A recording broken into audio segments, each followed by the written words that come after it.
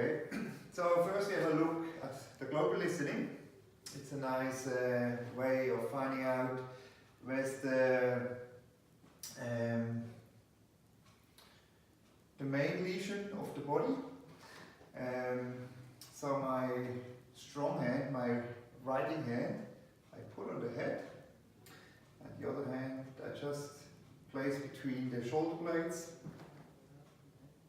and I give slight pressure onto the head.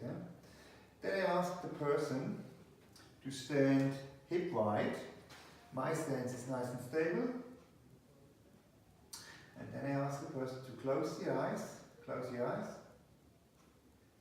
And if I take away the visual sense, the body starts to move into the direction where there's the most tension. So in her case, she's moving to the back and to the right a little bit. So she has tendency to move back. It means that the problem is on the back side, often the spine, maybe lower spine. If she moves to the front, it's more the belly, the organ. If she moves to the front and a little bit to the left, it's probably more the left side. If she moves more front to the right, it's often the liver. So it's a very fast way to find out where is the area with the most tension. So again, I place my hand between the shoulder blades, put my hands on top, close the eyes. And when the person closes the eyes, the body starts to react straight away. So we have only 2-3 seconds to feel it after the body is stabilizing and you can feel the movement. So we are interested in the first movement after she closes the eyes. Close your eyes. Tack. Okay, it's like a swaying, and then the body stabilizing and it's gone. So she moves to the back right a little bit. So I'm guessing right lumbar has a little problem. Okay, then please lie on your back.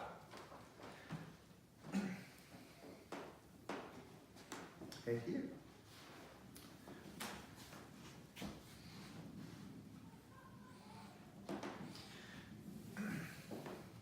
So we also can do a local listening. The first one was global, to find out the area. And now we can check all the areas in the belly. So we find one spot below the belly button. I place my hand on the middle line and I press a little bit in, so I'm getting in touch with the skin and sink a bit deeper onto the level of the fascia. And I want to feel if I get a direction or a pull. So if I have a tension in this part of the belly, the fascia is pulling me to the right. Or if I have some problem here, the fascia is pulling me to the left. So I make contact, I sink to the fascia and see if I can feel a movement. Okay. With her, I have the feeling it's going to the right ilium.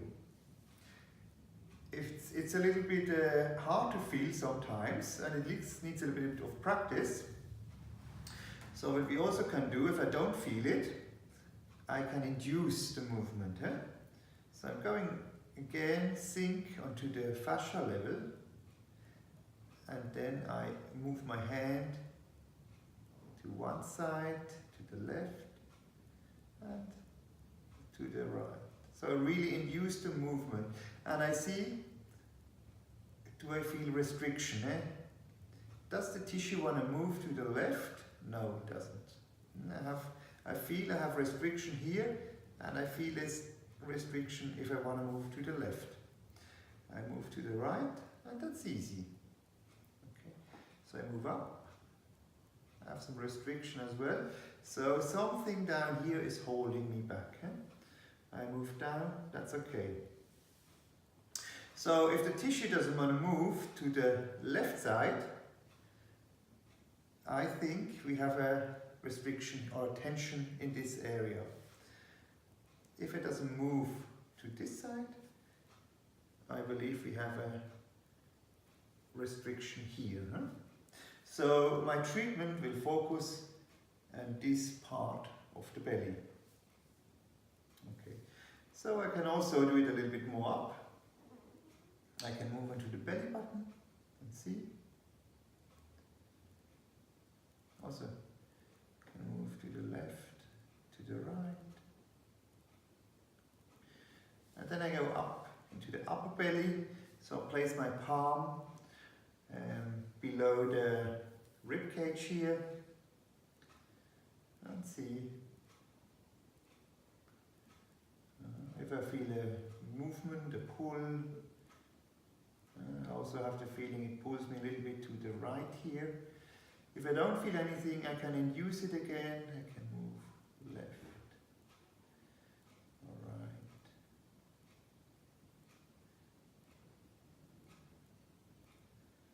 Okay.